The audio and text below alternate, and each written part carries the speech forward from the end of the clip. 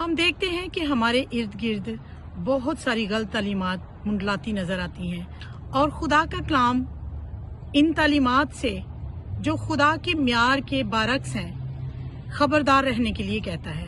ہم دیکھتے ہیں کہ دوسرا تیموتھیوس اور اس کا دوسرا باب اور اس کی 2 سے 5 آیت میں خدا کا بندہ پولس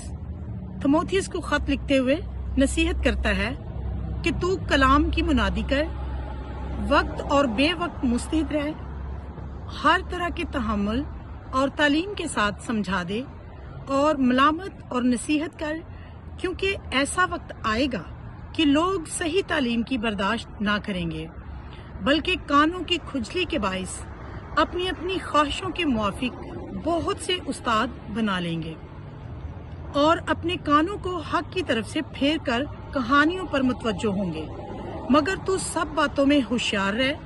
دکھ اٹھا، بشارت کا کام انجام دے، اپنی خدمت کو پورا کر، تو ہو سکتا ہے ہمیں خداوند یسوع المسیح کی سچی اور خالص تعلیم کو لوگوں تک پہنچانے میں بڑی دفعہ دکھوں اور مخالفت کا سامنا کرنا پڑے۔ اس لیے ہمیں ہوشیار، خبردار اور ثابت قدم رہنا ہوگا، اور جو خدمت ہمیں دی گئی ہے اسے پوری دیانتداری سے انجام دینا ہوگا۔ God bless you all.